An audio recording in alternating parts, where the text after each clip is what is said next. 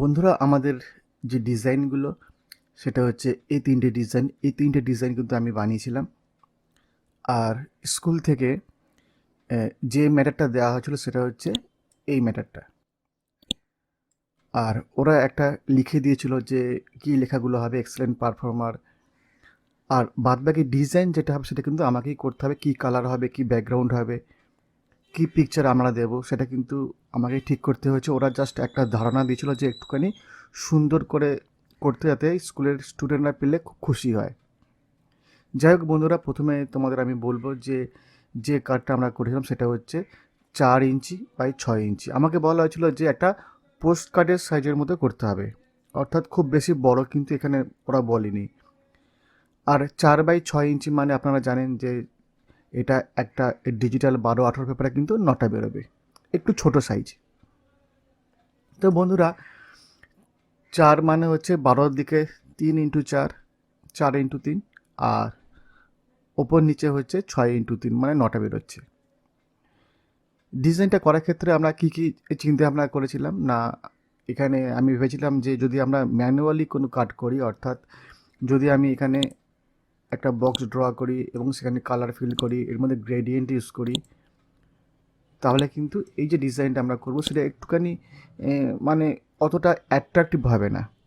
যেহেতু এই ডিজাইনটা বা এই কার্ডটা কোনো স্টুডেন্টকে দেওয়া হবে, সে 5 হোক, 6 হোক, 7 হোক, তাদের কাছে যদি যখন যাবে সেটা যদি চকমকে না করে, ঝকঝকে না হয়, তাহলে কিন্তু তারা খুব পছন্দ করবে না। ঠিক আছে? তাই কী পিকচার আমরা ইউজ করবো সেটা আমি মনে মনে ঠিক করেছিলাম এবং এটা একবারে কিন্তু অ্যাপ্রুভ হয়ে গেছিলো। তো এখানে আমি কি করেছি না, এখানে আমি গুগল থেকে কি করেছি না, এখানে একটা ব্যাকগ্রাউন্ড, যদি আমি ডিজাইনটাকে নিয়ে আসি আমি তোমাদের দেখাচ্ছি যে এক্ষেত্রে আমি কি ব্যবহার করেছিলাম। এটা হচ্ছে একটা গোল্ড কার্ড, ঠিক আছে? গোল্ড কার্ড মানে আমি চিন্তা করেছিলাম যাদেরকে আমি ফার্স্ট প্রাইজ দেবো, অর্থাৎ যে সবথেকে বেশি নম্বর হবে সে একটু গোল্ড টাইপের কার্ড পাবে, এক্সেলেন্ট পারফর্মার। আর তারপরে আমি দুটো ডিজাইনের মধ্যে একটা ভেরি গুড আর একটা গুড, অর্থাৎ স্কুলে যে টেক্সট পরীক্ষাগুলো হয় তার মধ্যে সবথেকে যে হাইয়েস্ট নাম্বার পাবে তাকে গোল্ড কার্ড দেওয়া হবে, তারপরে ভেরি গুড এবং গুড কার্ড, ঠিক আছে? আর ডিজাইনের ক্ষেত্রে আমি ঠিক করেছিলাম যে আমি এটা নেট থেকেই ডাউনলোড করব।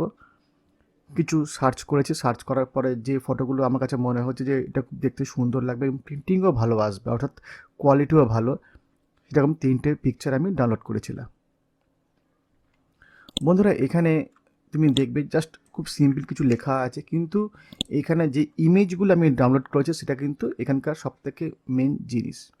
তার মধ্যে একটা হচ্ছে এই পিকচার, ঠিক আছে? একটা হচ্ছে ব্যাকগ্রাউন্ড, আর একটা হচ্ছে এই ধরনের একটা পিকচার। তো প্রথমেই আমি কনসেপ্ট করে নিয়েছিলাম যে আমি কি করব, যখন কাজ শুরু করার আগে আমি কি পিকচার নেব, কীভাবে আমি এটাকে ইউজ করব। তো এখানে আমি একটা এই ধরনের একটা ব্যাকগ্রাউন্ড নিয়েছিলাম যেটা ঝকমক ঝকমক করবে, গোল্ড কার্ডের মতো লাগবে। একটা এই ধরনের একটা যাকে বলা হয় শেপ নিয়েছিলাম, যার মধ্যে আমি লিখব ফার্স্ট প্রাইজ, সেকেন্ড প্রাইজ, এবং একটা এই ধরনের কাপ জাতীয় কিছু নিয়েছিলাম। আমি ভেবেছিলাম যে এই ধরনের কাপ হাতে নিয়ে আছে, কোনো কিছু জিনিসকে কোনো স্যাররা কিছু দিচ্ছে, এই ধরনের কিছু একটা কনসেপ্ট মনের মধ্যে ঠিক করেছিলাম, কিন্তু সেই ধরনের পিকচার আমি পাইনি, তাই আমি এই ধরনের পিকচার ইউজ করেছিলাম। বন্ধুরা, স্যাররা কিন্তু দু একটা মাইনার কারেকশন করা কিন্তু পুরোটা কিন্তু অ্যাপ্রুভ করে নিয়েছে এবং ওগুলো দিয়ে আমি কার্ড কিন্তু ডেলিভারি করে দিয়েছি। কার্ডের কোয়ালিটি কেমন সেটা তোমরা কিন্তু অবশ্যই প্রথমে তোমরা ইন্ট্রোতে দেখে নিয়েছো। এখানে জাস্ট স্কুলের লোগো বসিয়েছিলাম, অ্যাড্রেস, এবং একটা রিভার্সে এই ধরনের অ্যাড্রেসটা বসিয়েছিলাম।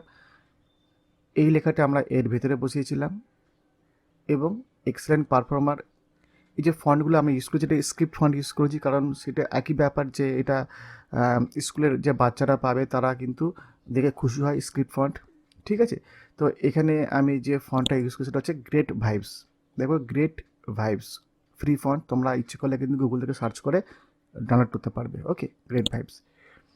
এই যে ফন্টটা আমরা ইউজ করেছি সেটা হচ্ছে সমস্ত কম্পিউটারেই থাকে বাই ডিফল্ট, ঠিক আছে? এডওয়ার্ড ডিআইএন স্ক্রিপ্ট, ঠিক আছে? এটা তোমরা কিন্তু তোমাদের কম্পিউটার কিন্তু পেয়ে যাবে দিয়ে সার্চ করলে।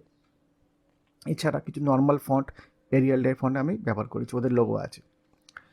প্রতিটার ক্ষেত্রে কিন্তু সেম লেখা আমরা ইউজ করি, শুধুমাত্র এখানে সেকেন্ড এবং থার্ড এই কথাটা আমরা চেঞ্জ করেছি। দেখো এখানে যে এই গ্রাউন্ডে যেটা আমরা ইউজ করি সেটা কিন্তু কত দেখতে সুন্দর লাগছে, ঝকমক করছে।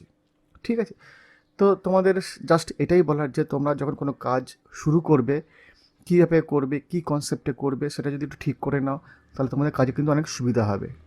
ব্যাকগ্রাউন্ড কাস্টমাইজ করবে না ব্যাকগ্রাউন্ড নিজেরা তৈরি করবে, সেটা তোমাদের ঠিক করতে হবে। কী পারপাসে তোমরা কাজ করছো, অর্থাৎ কোন পারপাসে তোমাদের এটা ডেলিভারি হবে, স্টুডেন্টরা পাবে না স্যাররা পাবে না কোনো বড় কোম্পানি পাবে, সেটার জন্য আলাদা আলাদাভাবে কনসেপ্ট তৈরি করতে হয়। তো বন্ধুরা, শুধুমাত্র ছোট্ট এইটুকু একটা ভিডিও ছিল, যদি ভালো লাগে তাহলে কিন্তু লাইক করবে, শেয়ার করবে আর অবশ্যই সাথে থাকবে। Thank you.